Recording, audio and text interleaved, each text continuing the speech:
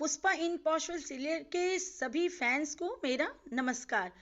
मैं 2 अगस्त का जो एपिसोड की कहानी है उसे आज पोस्ट कर रही हूँ। कुछ कारणवश कल कर नहीं पाई, नेट भी काफ़ी स्लो था। तो फ्रेंड्स, कल के एपिसोड की कहानी कुछ ऐसी थी जो सिंपल थी लेकिन इंटरेस्टिंग है। तो जैसा कि आप देख रहे थे पिछले एपिसोड में कि सतलवार से पुष्पा और उसका परिवार जो है हिसाब किताब करने आया है पटोला के मोटिव को लेके, डिजाइन को लेके। लगभग सितलवार इस केस में हार ही चुका है, फिर भी वो जिद पे अड़ा हुआ है कि कुछ और सबूत पेश करो तब मैं मानूंगा मोटिव हमारा नहीं है या कॉलेज के अंदर नहीं डेवलप हुआ है। तो फिर दीप्ति एक कागज सुनील को थमाती है। सुनील जो कि शतलवार का असिस्टेंट है, और आमिर भाई भी सुनील से कहते हैं कि आप इस कागज को चेक कीजिए, इस पेपर को। ये टेलीफोन एक्सचेंज का है। आपने लैंडलाइन से कितने तारीख को पुष्पा जी को फ़ोन करके ये कहा था कि उनके पिताजी की 75वीं जन्म दिवस पर उनकी मूर्ति के अनावरण के लिए आप उनको बुला रहे हैं। तो सुनील कहता है कि हमने उन्हें 14 मई को फ़ोन किया था और कहा था कि 21 मई को अनावरण है। अब आगे सितलवार से अश्विन प्रश्न करता है कि आप तो पटोला के बिजनेस में हैं और आपका बिजनेस कोई छोटा मोटा नहीं है, बहुत बड़ा आपका बिजनेस है। तो आप बताइए कि एक पटोला को बनाने में किसी भी एक्सपर्ट कारीगर को कितना वक्त लगेगा। तो सेतलवार सोच में पड़ जाता है कि ऐसा प्रश्न अश्विन क्यों कर रहा है, लेकिन सेतलवार सोच के करता है कि कम से कम 6 महीने तो लग ही जाएंगे। तब फिर अश्विन कहता है कि आप बताइए कि आपने पुष्पा जी को 14 तारीख को फ़ोन करके 21 तारीख के समारोह में, अनावरण समारोह में बुलाया। उसके बाद 28 तारीख को पुष्पा जी के हाथों से कलावती जी का पटोला फट जाता है, और उसके बाद वो उनको कहती है कि वो उनको रिपेयर करके देगी, और फिर 14 जून को वो आपके कॉलेज में एडमिशन लेती हैं, और आज 21 जून है। तो आप बताइए कि 6 दिन में उन्होंने ये मोटिव कैसे बना लिया। जब एक पटोला के लिए इतना वक्त लगता है 6 महीने, तो उन्होंने 6 दिन में, ये तो सोचने की बात है। अश्विन की बात सुनकर इस बार शतलवार भी सोच में पड़ जाता है और वो कुछ कह नहीं पाता है, क्योंकि अब सेतलवार के पास कुछ कहने को बचा ही नहीं था। अभी ये बातें चल ही रही थी कि चिराग ने कहा कि मम्मी मुझे एक बात याद आ रही है कि तुमने मुझे बताया था कि जब आपने पटोला एक बार कॉलेज लेके गए थे तो किसी ने उसकी तस्वीर खींची थी। तभी पुष्पा बताती है कि हाँ, हमारे प्रोफेसर साहब ने खींची थी। तो चिराग जो है वो प्रोफेसर साहब से कहता है कि क्या मैं एक बार आपका फ़ोन का गैलरी देख सकता हूँ। इतने लोगों के बीच में प्रोफेसर साहब को अपना मोबाइल चिराग को देना पड़ता है, और चिराग उनके फोटो गैलरी से, उनके मोबाइल की फोटो गैलरी से निकाल के वो तस्वीर दिखाता है, जिसमें कि उन्होंने पुष्पा जब एक दिन कॉलेज में पटोला लेके गई थी तो उन्होंने चुपके से उसकी तस्वीर खींची थी, जिसे कि पुष्पा ने देख लिया था। इन सारे दलीलों के बाद शतलवार की हालत तो बुरी है ही, साथ ही उनके टीम के सारे लोगों की भी हालत बुरी है। अब वो लोग क्या करेंगे, आगे कुछ कहने को बाकी ही नहीं रहता है। और इन सारी चीज़ों के आधार पर पुष्पा भी सेतलवार से कहती है कि हमारे पास इतने सबूत हैं कि मैं चाहूँ तो आपके ऊपर केस कर दे सकती हूँ कि आपने मेरा मोटिव चुराया है, आपके कॉलेज ने मेरे मोटिव का नाजायज फ़ायदा उठाया है। तो अब इस पे आमिर अली भी कहते हैं, जो वकील हैं, कि हाँ, इस पर तो बिल्कुल केस किया जा सकता है। तो ऐसे समय में सेतलवार जो है वो तुरंत अपना पैतरा बदलता है, क्योंकि अब आगे उसके पास कुछ भी कहने को रह नहीं जाता है। तो फिर सेतलवार अपनी जगह से उठता है, थोड़ा आंखों को मलता है, यानी कि खुद को नॉर्मल करने का प्रयास करता है, और उसके बाद पुष्पा के सामने आकर पुष्पा से कहता है कि पुष्पा बहन, ये थोड़ी सी मिसअंडरस्टैंडिंग हो गई, जिसके कारण कि ये जो आपका मोटिव था, आपका डिजाइन था पटोला का, वो जरा सा इधर उधर हो गया, और ये जो सारा कुछ हुआ है ना, ये बस गलतफहमी में हुआ है। तो मैं आपसे हाथ जोड़कर माफ़ी मांगता हूँ कि हमारे कॉलेज के स्टाफ की गलती से या प्रोफेसर की गलती से जो ये मिसअंडरस्टैंडिंग हुआ है, जो भी आपको इसके कारण जो परेशानी हुई है, मैं आपसे हाथ जोड़ के माफ़ी मांगता हूँ। अब आगे ऐसी कोई बात नहीं होगी। उसके माफी मांगने से पुष्पा समझ जाती है कि ये पैतरा बदल रहा है, लेकिन ये आगे जाके मेरे लिए हो सकता है कि और भी मुसीबत खड़े करे। तभी दीप्ति सामने आती है और सेतलवार से कहती है कि सर, ये केवल माफी मांगने से ये बातें खत्म नहीं होगी, आपको ये सारी बातें लिख के देनी होगी कि ये जो मोटिव है पटोला का, वो पूरी तरह से पुष्पा जी का है। तो इस पर सेतलवार कहता है, क्या बहू रानी, मैं इतना बड़ा व्यापारी हूँ और आपकी सास से मेरा पुराना संबंध है, आपके जो नाना जी थे वो हमारे गुरु थे, तो क्या आप हम पर इतना भी विश्वास नहीं करेंगी? तो इस पर दीप्ति कहती है कि नहीं, विश्वास तो हम नहीं करेंगे, आपको लिख के देना ही पड़ेगा। उसके बाद सेतलवार के ऑफिस से पुष्पा अपने परिवार के साथ और आमिर भाई के साथ निकल जाती है। रास्ते में वो लोग कुछ खाते हैं, पीते हैं, इंजॉय करते हैं, एक दूसरे की तारीफ करते हैं। और पुष्पा कहती है कि अरे कमाल के हैं मेरे बच्चे, अरे मुझे तो पता ही नहीं चला कि मेरे बच्चे कब इतने बड़े वकील बन गए। आज तो उन्होंने सेतलवार के ऑफिस में कचहरी ही लगा दी। और आई होप कि मुझे तो अभी भी विश्वास नहीं हो रहा है कि मेरे बच्चों ने मुझे आज सेतलवार से इतनी बड़ी जंग जिता दी।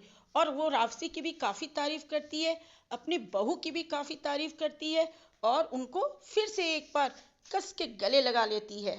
उसके बाद दीप्ति और अश्विन पुष्पा से कहते हैं कि आमिर भाई को तो कोर्ट जाना है, तो मम्मी ऐसा क्यों ना करें कि हम लोग कलावती आंटी के यहाँ चले और उनका पटोला उन्हें दे दे, आज उनकी बेटी का जन्मदिन भी है। तो वो लोग अपनी चाय पहले ख़त्म करते हैं और उसके बाद कलावती बहन के यहाँ वो लोग निकल जाते हैं। उस वक्त कलावती बहन के यहाँ पार्टी की तैयारी चल रही होती है और उसी वक्त जब पटोला लेकर पुष्पा अपने परिवार के साथ वहाँ पहुँचती है तो कलावती बहन बहुत खुश हो जाती है। और जब वो देखती है कि पटोले में रिपेयर के जगह पे माँ बेटी का चित्र देखकर, मोटिव देखकर वो बहुत खुश हो जाती हैं और तुरंत अपनी बेटी को बुलाती हैं और वो पटोला गिफ्ट देकर बेटी को खुश होती हैं। और बेटी भी पटोला पे इतनी सुंदर डिजाइन देखकर बहुत खुश होती है।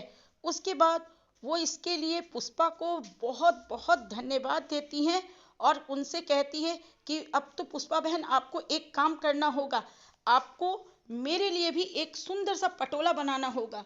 तो इस पर पुष्पा कहती है कि नहीं नहीं कलावती बहन, ये मुझसे नहीं होगा। तो कलावती जी कहती हैं कि ये तो आपको करना ही होगा, अब आपको मेरे लिए बहुत सुंदर एक पटोला बनाना होगा। तो पुष्पा कहती है कि पटोला बनाने में काफ़ी समय लगता है। तो लगे हाथ कलावती बहन कहती है कि नहीं नहीं पुष्पा बहन, घबराइए नहीं, इस बार मैं कोई आपको टाइम लिमिट नहीं दूंगी, आपको जितना समय लगे आप लगाइए। और उसके बाद वो अंदर जाती हैं और 1 लाख का चेक लाकर पुष्पा को थमाती हैं। 1 लाख का एडवांस चेक पटोला बनाने के लिए मिलने पर पुष्पा एकदम से शॉक्ड हो जाती है, यानी कि खुशी में शॉक्ड हो जाती है और पूरी फैमिली उसकी खुश हो जाती है। उस चेक को लेकर वो लोग रास्ते में गाड़ी में उस चेक के ऊपर अपनी खुशी व्यक्त कर रहे होते हैं, एक दूसरे के साथ शेयर कर रहे होते हैं। तभी अश्विन को एक फ़ोन आता है और उस फ़ोन को अटेंड करने के बाद अश्विन बिल्कुल घबरा जाता है और वो पुष्पा से कहता है कि मम्मी जल्दी चलो, भास्कर का फ़ोन था, असावरी को लेबर पेन उठा हुआ है और भास्कर और आंटी जो है अशावरी को लेके हॉस्पिटल जा रहे हैं। उसके बाद इधर दिखाया जाता है कि भास्कर और उसकी माँ जो है अशावरी को लेके हॉस्पिटल आते हैं और उधर से पुष्पा भी अपने पूरे परिवार के साथ हॉस्पिटल पहुंचती है। चूंकि आशावरी की स्थिति ठीक नहीं है, जिसके कारण उसकी सास घबराई हुई है और भास्कर भी काफी घबराया हुआ है। भास्कर से अश्विन और पुष्पा लोग पूछ रहे होते हैं, तभी वहां पर डॉक्टर आती है और कहती है कि इन्हें जो पिछली बार चोट लगा था उसका गहरा असर इनके प्रेगनेंसी पे पड़ा है और स्थिति अगर अभी नहीं संभली तो बाद में हो सकता है कि हमें ऐसी नौबत आ जाए हमारे ऊपर कि हम माँ या बच्चे में से किसी एक को ही बचा पाए। ये सब सुनने के बाद वहां पर जितने भी लोग मौजूद रहते हैं बिल्कुल शॉक्ड हो जाते हैं कि इतना सीरियस कैसे हो गया। अब अगले सीन में दिखाया जाता है कि पुष्पा से मात खाने के बाद शेतलवार जो है अंदर से बिल्कुल विचलित है और उसे समझ में नहीं आ रहा है कि पुष्पा ने उसे कैसे अपने परिवार के साथ मिलके मात दे दिया। और अपने इसी अंदर के दुख को, अपनी भावनाओं को वो अपने असिस्टेंट सुनील के साथ व्यक्त करता है। सुनील उसे कहता है कि साहब जी आप घबराइए नहीं, आगे सब कुछ ठीक होगा। तो इस पर सतलवार कहता है कि सब कुछ ठीक होगा मुझे ये मालूम है, लेकिन पुष्पा को मुझे कितना दबा के रखना है इस पर तो मुझे अभी से सोचना पड़ेगा, क्योंकि पुष्पा जो है वो पटोले के व्यापार में एक दिन आने की सोच रही है, ये मुझे पता है। तो इस पर सुनील कहता है कि वो इस बार भले ही अपने परिवार के सहयोग से मात दे दी आपको, लेकिन अगली बार वो ऐसा नहीं कर पाएगी। तो इस पर सतलवार कहता है कि नहीं, तुम्हें मालूम नहीं, ये जो स्त्री होती है ना, बड़ी ही तेज चीज होती है, इनके पास अजीब सी बुद्धि होती है। सेतलवाड़ के इस बात पर सुनील कहता है, लेकिन साहिब जी आपने तो अपनी फैक्ट्री में, अपनी कंपनी में सबसे ज्यादा महिलाओं को ही, औरतों को ही रखा है। तो इस पर सेतलवाड़ कहता है कि आज मैं तुम्हें बताता हूं कि मैंने ऐसा क्यों किया। क्योंकि मैं पुरुषों को इसलिए नहीं रखता हूं क्योंकि पुरुष मुझसे आगे निकल सकते हैं, और जो ये स्त्रियां हैं ना, इनको मुझे काबू में रखना आता है। बस इन्हें इनके घर परिवार चलाने में मदद करते रहो तो ये तुम्हारे काबू में रहती हैं। और इसलिए मैंने आज तक पुरुषों को कभी भी अपनी फैक्ट्री में ज्यादा ऊंचे ओहदे पे नहीं रखा, कहीं वो मुझसे आगे ना निकल जाएं। और स्त्रियों को रखा ताकि वो मेरे अंदर में रहें। और ये जो मैं वुमेन पावर की बात करता हूँ ना, नारी सशक्तिकरण की, वो भी बस इसी कारण से, ताकि महिलाएं मेरे अंदर में रहें। और तुम्हें पता है सुनील कि मैंने शादी क्यों नहीं की? बस इसी वजह से, क्योंकि लोग कहते थे मुझे कि पत्नी अर्धांगिनी होती है और मैं किसी भी औरत के साथ इसको बांट नहीं सकता था। मैं नहीं चाहता था कि कोई औरत मेरी जिंदगी का आधा अंग बने, और इसलिए मैंने शादी नहीं की। उसके बाद फिर वो अपना प्रिय फल आम खाते हुए कहता है कि जानते हो सुनील, मेरी जिंदगी का बस एक ही मोटिव है कि मुझे जिंदगी में बहुत बड़ा आदमी बनना है और वर्ल्ड क्लास बिजनेसमैन बनना है और पटोला के व्यापार में सबसे आगे रहना है। तो सुनील कहता है ऐसा ही होगा साहिब जी, ऐसा ही होगा। तो फ्रेंड्स, 2 अगस्त की कहानी बस यहीं तक थी। और जैसा कि आपने देखा कहानी में कि तलवार की अच्छी हार होती है दीप्ति से भी, यानी कि पुष्पा की बहू से भी। और अब 3 अगस्त में क्या स्टोरी दिखाया जाएगा, मैं थोड़ा सा बता देती हूँ, क्लू आपको दे देती हूँ कि 3 अगस्त को दिखाया जाएगा कि अश्विन जो है वो अपना इंटरव्यू देने के लिए बहुत बड़ी कंपनी में जाता है, लेकिन लेट हो जाता है, जिसके कारण कि उसे इंटरव्यू के लिए अंदर चैम्बर में नहीं जाने दिया जाता है, जिसके कारण वो अपसेट होता है। तो आगे क्या होगा हम लोग 3 अगस्त के एपिसोड में देखेंगे। तब तक के लिए फ्रेंड्स, बाय बाय।